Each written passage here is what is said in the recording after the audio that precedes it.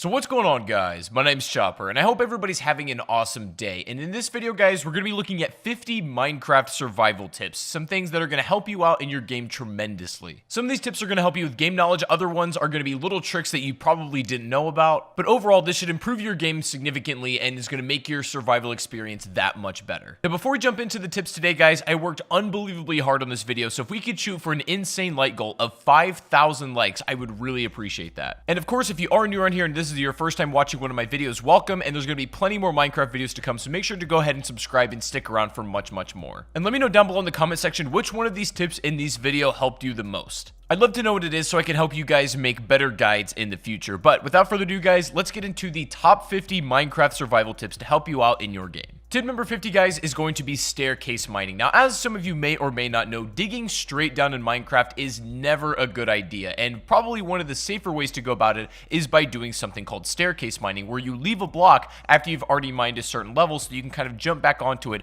after you've gone deep enough and you want to get out. What this ends up doing is it makes it a lot safer so you don't fall, and also makes it tremendously easier to escape once you're done mining in that particular cave. So in general, I always recommend you incorporate some kind of staircase mining depending on where you're going. Tip number 49 is a nice little trick that will save your life when using a water bucket. Now, in general, I recommend you carry a water bucket, and we're going to talk about all the things you can do that are useful with that a little bit later. But one certainly thing you can do if you're falling from a high up place is to save yourself by placing water at the right moment before you hit the ground. And the way you do this is spam your jump button and also spam your place button as you're falling. And just before you hit that last block, that water should be able to save you and you'll take no damage at all. Number 48 is going to be to isolate your ores when mining. For example, I'm going to show you right here what this could look like if you stumble across some diamonds and they're maybe in a little bit of a rough spot. That could be dangerous if you lose them and you mine them in the wrong spot. The best way to do this is to cut out everything around it so the block is sort of just hovering, and then when you know it's safe, you go ahead and pick up that very valuable ore, because the last thing you'd want to have happen is to mine that ore and it ends up falling into a lava pit or somewhere where you just can't reach it. Number 47 is going to be using your swimming mechanic properly. Now, before I got back into Minecraft, the swimming mechanic was not a thing, and so when I got back into the game, this was all brand new to me. But when you hold shift while you're underwater, you go into a swimming animation and you go significantly faster than you would if you were just sort of like wading in the water. And so this is the best way to transport. You can cover some pretty nice ground doing this. If you come out of the water, you will leave your swimming animation, but it is the best way to swim hands down. Coming in at number 46 is going to be making coal blocks for better efficiency. Now, I recommend doing this in a couple circumstances. Either if you're going to be transporting a lot of coal from one area to another and you want to save space, it's good to make them into blocks. But also, if you just want to maybe burn a little bit more materials, then coal blocks are better to do it than just single individual ores. But either way, they're both very good. If you're doing some serious smelting, and I mean like absolutely serious, then probably make coal blocks, as the efficiency will count in that regard. But otherwise, you can do what you feel is necessary. Tip number 45 is going to be trading simple items to villagers to get emeralds. I don't ever recommend your primary source of emeralds being mining it, because you're just not going to find too many. If you trade simple items like some vegetables or whatever you have at your hand to get some emeralds to begin with, trade up with some other villagers, and then eventually work your way up to maybe getting diamonds from some of them or just some really top tier stuff, that is the best way to make use of all your excess items you don't want, and then also use your emeralds, because you can't make tools out of that kind of stuff. You also really have no other use for emeralds besides maybe decoration, but I really recommend using those as a currency to get good stuff from the villagers, after trading your throwaway items, of course. Tip number 44 is going to be using your gold nuggets to make healing items. Odds are, after you've done quite a bit of mining, you're going to end up with a bit of excess gold, and clearly you're not going to really want to make that your primary source of tool making. So what you can do with all that excess gold? Making gold nuggets and then placing it on a lot of your food items is going to be the best healing item you could ever give yourself. Golden healing items are the best thing to have against the fight if you're facing a really difficult enemy, or if you're just in a lot of trouble and you don't want to lose your stuff and die. A gold healing item can instantly restore you back to full health and can save you from a lot of bad scenarios. Number 43 is going to be using redstone to make safety doors. Now, the best way to do with all your excess redstone is to maybe make some kind of safe for your valuables, and then make it so only the door will open with an iron door using redstone. You can open it from wherever the trail leads, wherever you want the lever to be to get into that safe, but it's a good thing to hide all your valuables. Number 42, if you're ever exploring underwater and you come across one of these temples, odds are you're going to find some underwater zombies, and these guys can be a little bit tough, and some of them throw tridents, which travel really fast underwater and can just absolutely beam you. Now, and your problem is bows aren't super effective effective down here. However, you can still use them. But what you're going to notice is that your bow drops off significantly while it's in the water, but you can still damage if you compensate a little bit and just aim higher. I don't recommend you fight these things unless you absolutely have to, but that's the best way to go about it to keep them away at a distance, is to compensate with your bow a bit if you're stuck underwater. If you are going to be traveling underwater and swimming and exploring, then if you have armor and enchantments at this point, I recommend going for the ones that are specifically made for the water. For example, you can get an enchantment on your helmet that actually allows you to breathe for longer underwater. You can also get an enchantment on your boot that makes you be able to swim much faster while you're underwater, even if you're in that swimming animation, and it's great. I absolutely recommend it if you're going to be doing any kind of water exploring. Number 40 is kind of an organizational tip that I think will help you in the long run. I recommend when storing food, you have two different chests. You have one for cooked materials and things that are ready to be used, and then you have another chest for raw materials, just so when you kind of mix things up together, it gets a little bit disorganized. And if you do it right, making food, keeping the production up, and then also organizing your raw and then cooked resources makes your life way easier. Speaking of food, tip number 39 is going to be opening up multiple food sources for yourself. Now, it might take you a little bit to get to this point in the game, but eventually you'll have enough of a farm where you'll have a bunch of vegetables going at once. You can even have an animal farm for some just like extra sustenance. If you're able to set up multiple farms and you do them right, you'll never ever have to leave your house for food, and it's just almost an infinite generating source. Combine that with the fact that when you organize your food properly, then you'll never ever have to worry about food again, and you can focus your time on other stuff. I recommend setting up as many vegetables as possible, as well as having like both a pig and cow farm at the same time. Tip number 38 is going to be taming yourself a wolf and having it as a companion. Now, you can do this with multiple animals that will actually be your companion if you do it right. Like, for example, you can tame a llama if you so wish, and you can tame multiple animals as well, but definitely one of the essentials is to tame a wolf, have it as your companion, because it'll do so many great things for you. It'll follow you wherever you go. It'll fight for you if you start attacking something, and can be like a second hand in saving your life. Keep in mind, you cannot bring them to the Nether, unfortunately, so they're going to have to stay in this part of the realm, but you can leave them in your house if you like as well. And as a side note, I just think they're honestly pretty cool to keep around. Number 37 is remembering that you can use excess wood as fuel if you so need to. Now, I don't recommend this for most players because odds are if you're able to gather enough coal, you're never going to need to use this. But a lot of people forget they can burn in the oven using some excess wood they have, and they don't necessarily need to have coal on hand. You can also make charcoal if you need. However, I will say wood has much more utility than just burning it, so make sure you think twice about doing it and only do it if it's your last resource. Tip number 36 is going to be keeping a lava pit as sort of a garbage bin. Now, odds are when you've done enough of survival, you have a lot of excess material that you can just throw away, and there's not really a clear place to do away with it. You might accidentally keep picking it back up and just getting in the way. It's getting annoying. So keep a lava pit somewhere safe, obviously not by any wood as it'll catch on fire, but if you keep it around some stone, you can just use this as a trash can to throw all your excess materials away. Tip number 35 is going to be keeping your nether portal safe. Now, it doesn't really matter too much where you put it in like the regular earth realm on Minecraft. Like, you can keep it in your house, you can put it on a hill, whatever you want. What's important is protecting it on the other side when you get to the nether, because what happens is it's going to spawn essentially anywhere in the nether at all. And if as soon as you come out of the nether, you're in danger from like a ghast or something, or there's a lot of enemies around you, it's just in an unsafe place. What I recommend you do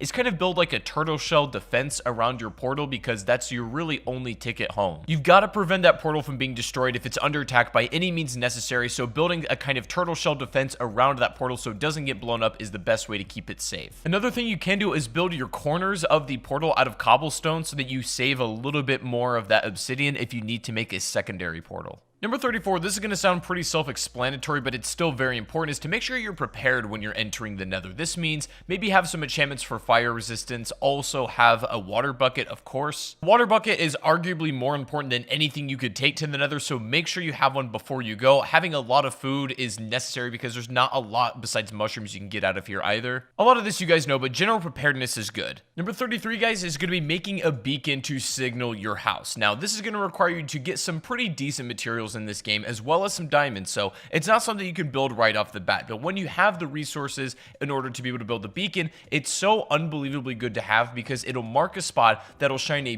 bright beam right into the sky, pointing out where you need to be. The beacon is so important to not get lost if you're struggling with that. Tip number 32 is iron is one of the most valuable things in the game, even though it's very easy to find. It is the best multi-purpose ore you can ever have, so what I recommend you do with all of your iron is make all of your like everyday tools, your swords that you're going to burn through, your pickaxes, your armor, whatnot. If you have diamond stuff, that should be for only when and if you need it. But you should have loads of iron tools in circulation, and if one breaks, it doesn't matter because the resource is very easy to find. It's a very strong material on everything it's used on, and I recommend in general just stocking up on it to have at your leisure. Number 31 is going to be making yourself some potions. This is likely going to be after you visited the Nether at least once and gathered some materials, but potions are so useful to have at hand, and they range for anything from having a potion of night vision ability, some that heal you, some that make you invisible, you name it. There's an unbelievable amount of potions in this game, and I recommend that if you really want to start taking this game to the next level and using some cool abilities, to invest in that. You're going to need to get the required tools and materials to brew the potions, obviously, but it's definitely worth something sinking your time into.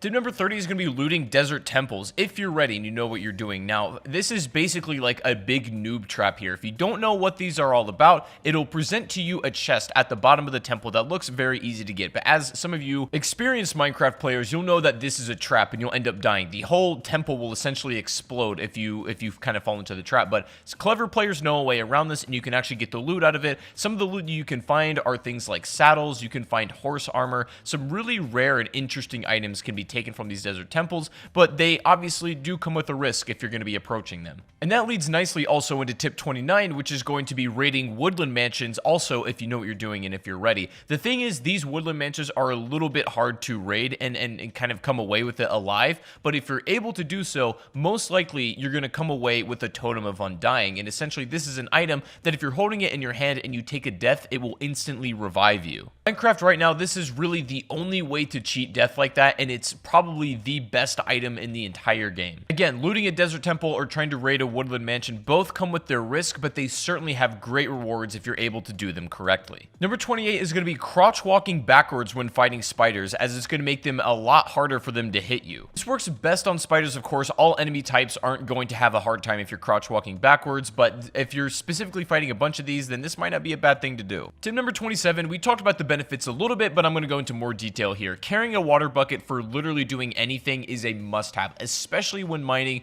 Even when fighting in combat is a good idea as well. If you're getting swarmed by mobs, literally just throwing water down will make it a lot harder for them to reach you and can basically be your escape. Setting a water bucket fall all the way down, maybe like a mine shaft or some kind of cave, and you can just swim right back up instead of having to climb up, is a great idea as well. Always carry a water bucket, guys. Always. Tip 26, if you're trying to clear out a maybe big section of a cave and you don't want to manually mine it, if you pack it with TNT, explode it, you're going to make so much ground and create a lot of excess resources that if that's what you're needing, then this is probably the best way to do it. TNT is pretty easy to make. You just need some gunpowder from creepers and things like that. It can be really helpful for mass clearing out a cave. It opens it up for you to do some actual like real mining inside of there and gives you just much more room in general. Tip 25 is saving the bottom trunk of the tree for last. What you can do with this, it's like a little quality of life thing. You save that one for the final break, so you can stand on top of it and break the rest of the tree so that it despawns, and then you get all of the wood, even if it's a little bit high up and out of your range. So you can break that one for the final, and then you end up with exactly the amount of wood that you should get from that tree, but it just saves you a bit of time. Tip 24 is making a shield to use against the pesky skeletons. A lot of new players struggle playing against skeletons just because they can hit you from a range, and it's a little bit hard to take these guys down, especially when there's a lot. But when you have a shield, you're able to hold this thing out in front of you as protection. You can hold it in your other hand if you like and have the sword in the other hand that's not being used, and you can take these things down with ease. Now, the shield is just a good tool to have in general. I think one of the most useful pieces of equipment you can make for yourself, but it's especially good against skeletons and pretty much all of the other mob enemy types. In my opinion, a shield is just as crucial as having, like, say, a sword or, say, having a pickaxe. They don't take too much to put together. They last quite a long time as well, so they're all around amazing. Tip 23 is going to be sprint jumping. Now, this is a pretty easy one to get a hold of. This is just jumping while you're holding your sprint key. It's the easiest way and fastest way to get around as well. Faster than sprinting. It does take up a lot of your hunger, but it is by far the most efficient way to get around. Now, if you have it as a setting, I recommend you turn it off because it's just easier to manually control aside from it making you auto jump, but it's the best way to get around, and there's nothing really to it. Number 22 is to go ahead and make an anvil. Now, these are great for repairing all of your tools that maybe are low in durability and are close to breaking. All you need is the tool itself, maybe a resource, and then some XP in order to create this. Highly recommend you use this to maintain your valuable tools. This means like a diamond sword, a diamond pickaxe, and even armor. Anything you don't want breaking, an anvil will make sure that happens. Tip number 21 is it's going to be best to fish while it's raining. This will give you the best odds at getting a lot of fish. It's also really good to do this when we talked about opening multiple food sources. Maybe while you have other food cooking, go ahead and start fishing to just gather some more raw materials.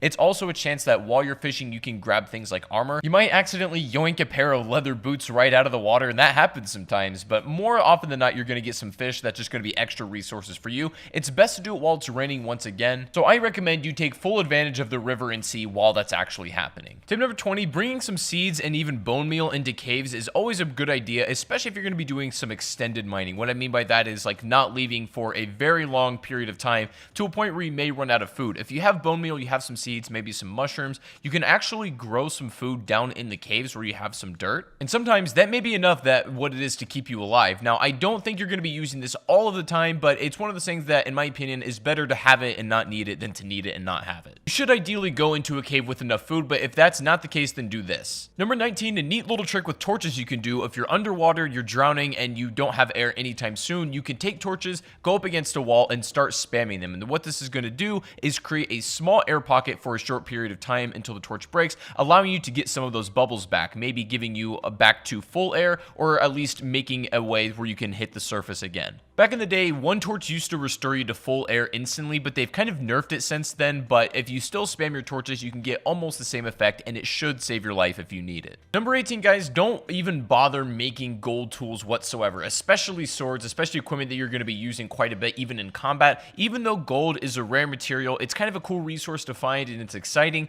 Gold does not make for good utility. The hit power on gold swords is pretty weak. The durability on every single tool with it is very, very low as well. You're better off making iron for your, your general day-to-day stuff, but use gold for other things like healing items, not tools. Number 17, guys, is going to be placing torches on the ground to help prevent mob spawns better. Now, when you're lighting up a cave, the way mobs spawn is just basically from the darkness. And so if you're able to light up the cave enough, that will prevent any mobs from spawning. However, the best way to do this, the most efficient way, is to have them on the ground where it carries the most light. You definitely can put them on the walls, and especially in really dark corners, do what you got to do, but having them on the ground, lighting up a really nice pathway is the best way to keep your cave safe. Speaking of mobs, number 16 is mobs cannot spawn on half slabs. This is just some useful information to know. They can essentially spawn anywhere except this, so use that information how you like. If you want to kind of maybe line something with safety on half slabs to prevent mobs from spawning, go ahead and do that, and I recommend it. Not something that's super practical, but it's definitely good information just to keep in the back of your mind if you ever need it. Tip number 15, when getting familiar with the different enchantments, there's one in particular you might like, which is called Silk Touch, and this allows you to mine an exact block without breaking it. So for example, you could take a Silk Touch pickaxe and then mine a piece of glass without breaking it down, because otherwise if you just use a regular tool, the glass would shatter. But you can use Silk Touch to actually mine the block itself,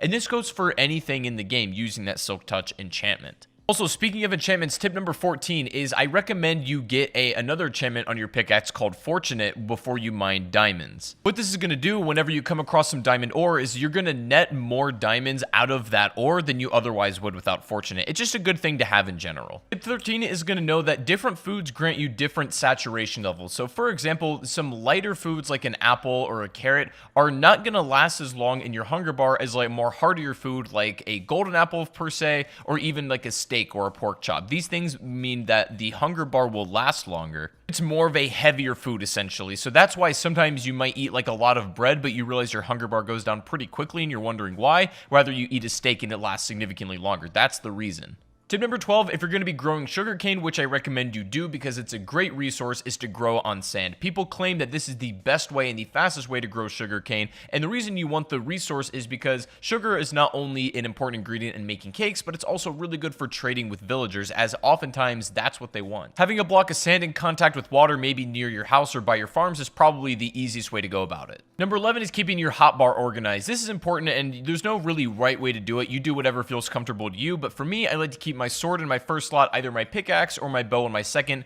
and then my shield in my third, torch in my fourth, water bucket in my fifth, and then my food in my sixth, and just whatever miscellaneous stuff you might have. But you can organize it however you like and whatever you're comfortable with, but make sure that you can get to anything you need in a moment's notice. Number 10, if you're struggling with Enderman, a really good thing to do is just put that water bucket in front of you. Endermen normally calm down if they're submerged in water, but if one is just being pesky and you're having trouble fighting them off, instead of getting close enough to use your sword and then you kind of put yourself in danger, just simply putting a water bucket down over and over again will cause them to go away and then take damage over time. They really don't like water, so if you surround yourself with water, you make it a lot harder for them to get actually up to you. Probably the best defense you can have against these guys, if I'm being honest. Number 9 is timing your swings when sword fighting, because that is absolutely crucial for doing the most amount of damage. Now, if you just spam your sword, you can still hit people, but the hits are going to be a lot weaker than they otherwise would if you let your swipe kind of recharge. What you want to do to deal maximum damage is let your swing reset, and the moment it resets, you swing again. So you can get the most amount of hard hits in, but with also the least amount of time in between those hard hits. Tip number 8, you can set up a spawn trap in the nether with really any sort of enemy type in the castle by blocking it off with stone and then just fighting them from there, keeping them behind,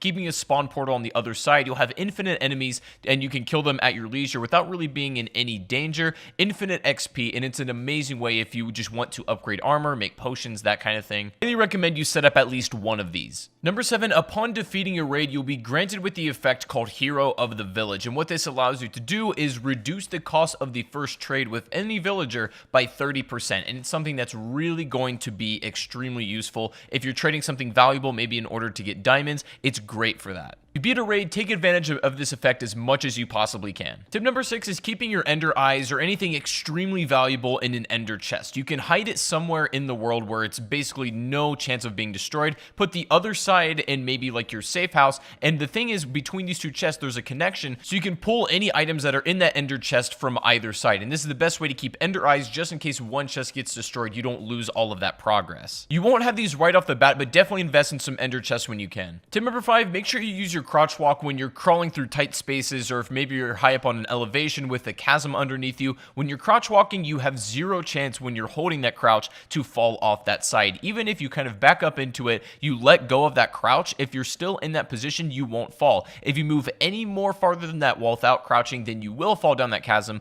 but this is the best way to be safe and really not fall off any places that you shouldn't. Number 4, if you're going to be traveling by boat, make sure when you leave it, you go ahead and hit it a couple times to break it and take it with you. I see a lot of people just leaving their boat where it is and then maybe kind of forgetting about it, but if you break it and then you pick it back up, you can place it anywhere you like as well. Tip number 3, putting 2 chests back to back. You can make a double chest, and they're unbelievably useful this way. You have so much room in them, pretty much in excess of more than you'll ever need. You can have an entire storage area if you want of just complete double chests. They're really easy to pull from, and they look stylish as well, so there's no reason to not have it. Tip number 2, if you do end up defeating the Ender Dragon and you get the dragon egg, then hold on to it and keep it somewhere safe, because there's literally only one per game, and they're so rare you can't even spawn them in creative mode if you would like to. The dragon egg, if you manage to get it, is the most rare item in the game, so hold it tight and keep it somewhere where you're not going to lose it. Now finally guys, coming in today at the number 1 spot, if you've made it this far in the video, then let me know in the comment section just by leaving a smiley face. I'd really appreciate that. Thank you so much for watching if you made it to the end, but the number 1 survival tip I can give you guys that it's really going to help you out practically